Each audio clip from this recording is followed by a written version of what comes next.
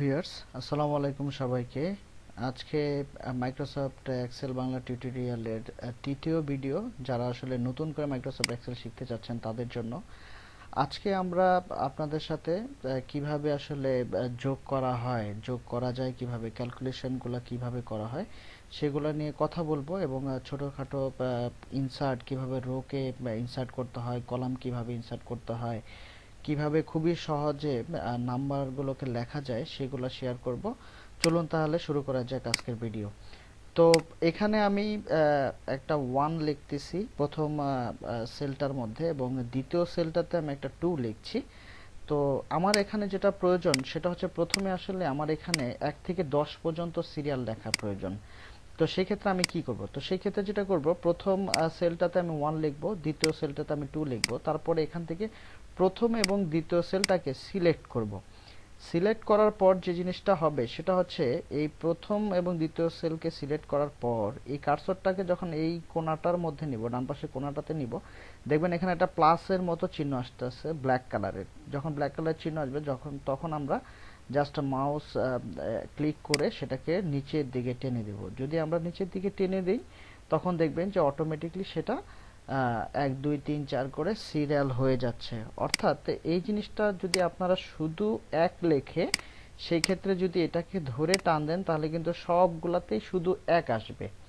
অর্থাৎ 1 হলে শুধু একই আসবে। কিন্তু আমি যদি এখানে 1 এর পরে নিচেরটাতে 2 লিখি এবং 1 এবং 2 কে সিলেক্ট করে দিয়ে তারপরে যদি আমি এটাকে টান দিই তখন সেটা ধারাবাহিকভাবে আসবে। কারণ মাইক্রোসফট এক্সেলে যখন একটা সিঙ্গেল সেলকে টান দিয়ে নিচের দিকে নামানো হয় তখন মাইক্রোসফট এক্সেল বুঝতে পারে যে এই একটা ঘরকেই সবগুলা ঘরের মধ্যে আমরা আসলে বসাতে চাচ্ছি, যার কারণে সে 1 এর সাথে টান দিলে সবগুলাকেই সে 1 বানিয়ে দিচ্ছে। বাট যখন আমরা প্রথম ঘরে 1 এবং দ্বিতীয় ঘরে 2 দিয়ে দিচ্ছি তখন আমরা এটাকে ধরে যখন নিচের দিকে টান দিব তখন কিন্তু সে বুঝতে পারে যে আসলে আমরা ধারাবাহিকভাবে 1 2 3 4 চাচ্ছি, তখন আমাদেরকে এইভাবে আসলে দেখায়।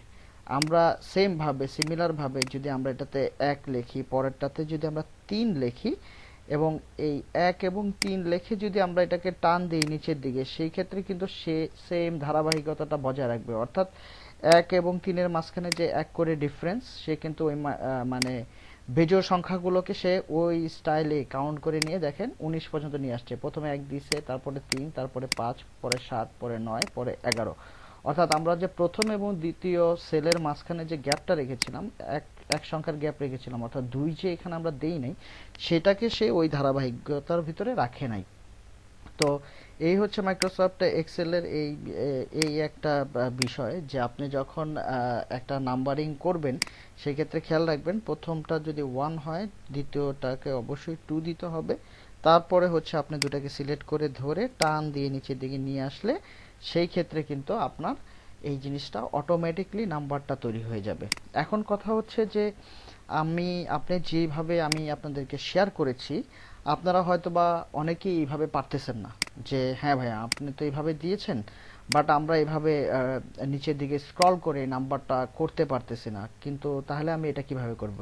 তাহলে তাদের জন্য হচ্ছে আরেকটা জিনিস, সেটা হচ্ছে প্রথম ঘরটাতে আপনি 1 লিখবেন, লেখার পর সেটা হচ্ছে আমাদের হোম বা হোম যে অপশনটা আছে, এই হোম অপশনে দেখেন একদম ডান পাশের কোণার দিকে ফিল, এই ফিলতে ক্লিক করবেন। ফিলে ক্লিক করার পর চলে যাবেন হচ্ছে সিরিজ, এই সিরিজ অপশনে ক্লিক করবেন। করার পর হচ্ছে এরকম আপনাকে একটা টেবিল দিবে। সে আপনাকে প্রশ্ন করতেছে যে আপনি কি রোতে লিখবেন না কলামে লিখবেন। যেহেতু আমরা আই কলামে আছি, আমরা আই কলামটাকে সিলেক্ট করে দিচ্ছি। এখানে আমার দেওয়া আছে 1 থেকে আমি 10 পর্যন্ত লিখবো। আমি এখানে 10 দিয়ে দিচ্ছি, 10 দিয়ে দিচ্ছি। 10 দিয়ে যদি আমি এখন ওকে দিয়ে দিই, অর্থাৎ সিরিজ ইন হবে হচ্ছে আমার কলামের ভিতরে। আমি এখানে দিয়ে দিচ্ছি 1 আর এখানে দিচ্ছি 10, আমি ওকে দিয়ে দিলাম। দেখেন আমার 1 থেকে 10 পর্যন্ত অটোমেটিকলি লেখা হয়ে গেছে। এখন হচ্ছে এই জিনিসটা কিন্তু খুবই ইম্পর্টেন্ট আপনাদের জন্য। হঠাৎ করে যদি আপনাদের প্রয়োজন হয় যে 1 থেকে 50,000 সিরিয়াল করতে হবে, তাহলে কি আপনারা এইভাবে ধরে ধরে ধরে ধরে টান দিয়ে 50,000 সিরিয়াল করবেন? এটা কি আসলে 50,000 সিরিয়াল করা এইভাবে কি সম্ভব? হ্যাঁ সম্ভব, কিন্তু অনেক সময়ের ব্যাপার। আসলে আমাদের বর্তমান লাইফে যখন আমরা জব করতে যাই তখন কিন্তু আমাদের পক্ষে এত সময় নাই যে আসলে এটাকে টেনে ধরে 50,000 সিরিয়াল আমি করব। তাহলে সেক্ষেত্রে কি করবেন, জাস্ট ওয়ান লিখবেন, লেখার পর আবার আপনারা ফিলে যাবেন, ফিলে যাওয়ার পরে সিরিজ দিবেন, তা কলামটাকে সিলেক্ট করে দিবেন, কলামে যদি প্রয়োজন হয় এখান থেকে আমি দিয়ে দিলাম যে স্টার্ট হবে হচ্ছে 1 থেকে কত সিরিয়াল হবে, যে এখান থেকে 10,000 সিরিয়াল হবে, একক দশক শতক হাজার, 1000ই দিলাম, 1000 সিরিয়াল হবে, আমি ওকে দিয়ে দিলাম। দেখেন আমার এখান থেকে 1000 সিরিয়াল একদম অটোমেটিকলি সে তৈরি হয়ে গেছে। আমি নিচে চলে যাই, এই হচ্ছে আমার একদম 1000 সিরিয়াল এক ক্লিকে আমার এখানে তৈরি হয়ে গিয়েছে। দেখেন এখানে খুবই সহজে কিভাবে আমরা তৈরি করতেছি। এখন কথা হচ্ছে যে ভাইয়া এটার মাঝখানে আমার যেটা করতে হবে সেটা হচ্ছে যে আমি একটা রো, এটার ভিতর আমার একটা রো ইনসার্ট করতে হবে। তাহলে আমি রোটাকে কিভাবে ইনসার্ট করব, এখানে যেটা করতে হবে রো হচ্ছে এখানে একটা ক্লিক করবেন, যার পাশে রোটা বাড়াবেন আপনারা সেখানে ক্লিক করবেন। দেখেন এখানে দেওয়া আছে ইনসার্ট, এই অপশনটার মধ্যে ক্লিক করবেন, দেখেন অটোমেটিকলি আপনার এখানে রো ইনসার্ট হয়ে যাচ্ছে, অর্থাৎ রো বাড়তেছে। আপনারা যদি সরি কলাম বাড়তেছে, কলামগুলো বেড়ে যাচ্ছে অটোমেটিকলি। আপনি এখানে যখন দিচ্ছেন কলাম ইনসার্ট তখন অটোমেটিকলি সে কলামকে ইনসার্ট করে দিচ্ছে। তাহলে আপনি এখানে ক্লিক করলেই কলাম ইনসার্ট হয়ে যাচ্ছে। এছাড়াও যদি আপনি করতে চান সেটা হচ্ছে এটাকে কলামটাকে সিলেক্ট করবেন, রাইট বাটন ক্লিক করে যদি আপনি এখান থেকে ইনসার্ট অপশনে যান, ইনসার্ট অপশনে গেলেও কিন্তু বেড়ে যাবে। পাশাপাশি রোতেও একইভাবে হবে, আপনি রোটাকে জাস্ট সিলেক্ট করবেন, তারপরে হচ্ছে ইনসার্টে দিবেন, দেখেন রো এর নিচে আসলে একটা করে রো অ্যাড হয়ে যাচ্ছে। তো খুবই সহজে আপনারা এখানে কলাম রো ইনসার্ট করতে পারবেন। এবং এটার পাশে যে জিনিসটা দেওয়া আছে ইনসার্টের পাশে সেটা হচ্ছে ডিলিট। আপনারা এই কলামগুলোকে সিলেক্ট করে যদি ডিলিটে চাপ দিয়ে দেন সেই ক্ষেত্রে কিন্তু ডিলিট হয়ে যাবে। দেখেন আমি এখানে ক্লিক করতেছি, এটা কিন্তু অটোমেটিকলি ডিলিট হয়ে যাচ্ছে। তাহলে আমরা এখানে যে জিনিসটা শিখলাম সেটা হচ্ছে কলামকে কিভাবে ইনসার্ট করতে হয় এবং রো কিভাবে ইনসার্ট করা যায়, এবং 1, 2 এর যে সিরিয়াল নাম্বার সেই সিরিয়াল নাম্বারগুলোকে আমরা কি প্রসেস আসলে লিখব সেটা আপনাদের সাথে শেয়ার করলাম। এখন যে জিনিসটা করব সেটা হচ্ছে যে আমরা আসলে একটা যোগ করে দেখব যে যোগ আসলে কিভাবে করা যায়। তো সেই ক্ষেত্রে যেটা করব সেটা হচ্ছে আমি এখানে 1 লিখলাম, এখন 2 লিখলাম, লেখার পর তো আমি ওই সেম প্রসেস জাস্ট এখানে ধরে নিয়ে টান দিয়ে দিলাম এবং আমার এটা এইভাবে আছে।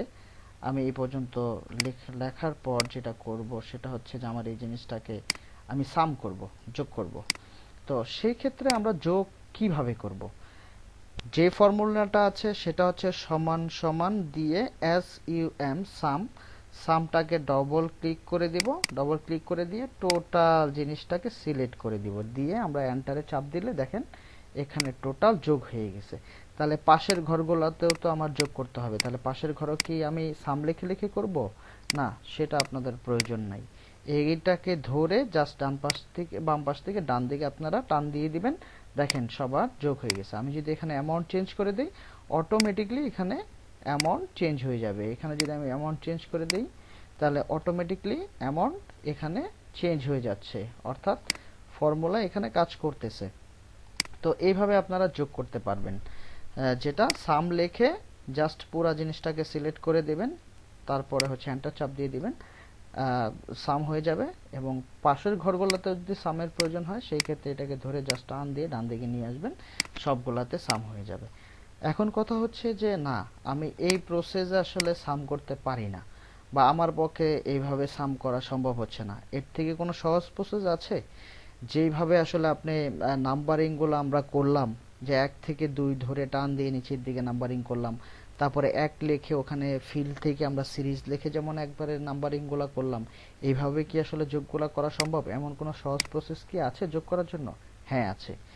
যদি আপনার এই যে লেখাগুলো আছে, যে সংখ্যাগুলো আছে, সংখ্যাগুলোর ভিতরে যদি কোনো ফাঁকা ঘর না থাকে, অর্থাৎ কোনো ব্ল্যাঙ্কস যদি না থাকে, সেই ক্ষেত্রে আপনি যেটা করবেন সেটা হচ্ছে এইখানের ঘরটার মধ্যে জাস্ট মানে সিলেক্ট করে রাখবেন, যেখানে আপনি সামটা করবেন সেটাকে সিলেক্ট করবেন, করে আমাদের কিবোর্ডের অল্টার বাটনে চাপ দিয়ে ধরে প্লাস এবং প্লাস দিবেন, অর্থাৎ 2 বার প্লাস দিবেন, প্লাস এবং প্লাস, দেখেন যোগ হয়ে গেছে, প্লাস প্লাস দিলেই যোগ হয়ে যাচ্ছে। তার পরবর্তীতে আমি এটাকে কি করতেছি, ধরে টান দিয়ে ধরে জাস্ট ডান দিকে এনে দিচ্ছি, দেখেন আমাদের এখানে যোগ হয়ে গেছে। অর্থাৎ প্রসেসটা হচ্ছে কি, যেখানে যোগ করবেন সেখানটাকে সিলেক্ট করে দিয়ে অল্টার বাটনটা চেপে ধরে প্লাস প্লাস, দেখেন যোগ হয়ে গেছে। এখন আমি এই ঘরগুলোর ভিতরে যোগ করতে চাচ্ছি, তাহলে সেক্ষেত্রে কি করব, আমরা জাস্ট টেনে ধরে করব, এটা আমরা দেখাইছি। এটার বাইরেও করতে পারবেন, সেটা হচ্ছে এই ঘরটাকে জাস্ট ক্লিক করে কপি করবেন, তারপরে যে ঘরগুলোতে যোগ করতে চাচ্ছেন সেই ঘরগুলোকে সিলেক্ট করবেন, রাইট বাটন ক্লিক করে এখানে যে কি করবেন সেটা হচ্ছে পেস্ট করে দিবেন, রাইট বাটনে ধরে পেস্ট করে দিবেন, দেখবেন যে অটোমেটিকলি সে যোগ হয়ে গেছে। তো আজকে আপনাদের সাথে শেয়ার করলাম কিভাবে খুবই সহজে যোগ করবেন এবং কিভাবে আসলে সিরিয়ালগুলোকে লিখবেন এবং কলাম কিভাবে ইনসার্ট করবেন, রো কিভাবে ইনসার্ট করবেন। আজকে আপনাদের সাথে এতটুকুই শেয়ার করলাম। পরবর্তী ভিডিওতে আপনাদের সাথে শেয়ার করব এর থেকে সহজ প্রসেসে গুণ বিয়োগ যোগ ভাগ কিভাবে করবেন, সবকিছু আপনাদের সাথে আসলে শেয়ার করব। তো এই ছিল আমাদের আজকের ভিডিও। যদি আমাদের ভিডিওটি ভালো লেগে থাকে অবশ্যই লাইক কমেন্ট শেয়ার করবেন এবং আমাদের ফেসবুক পেজের সাথে অ্যাড হয়ে থাকবেন, ফলো করবেন, এবং যারা আসলে মাইক্রোসফট এক্সেল শিখতে চায় তাদের কাছে অবশ্যই এই ইনফরমেশনগুলোকে শেয়ার করে দেবেন, আমাদের পেজটাকে শেয়ার করে দেবেন। আমি আবারও বলে দিচ্ছি, আমাদের এই পেজটা কিন্তু কোনো কোম্পানি বা হচ্ছে একটা ব্যক্তিগত পেজ, জাস্ট আপনাদের সহযোগিতার জন্য আমার এই পেজটা তৈরি করা।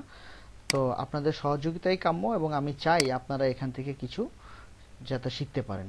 তো ধন্যবাদ সবাইকে, ভালো থাকবেন, আসসালামু আলাইকুম।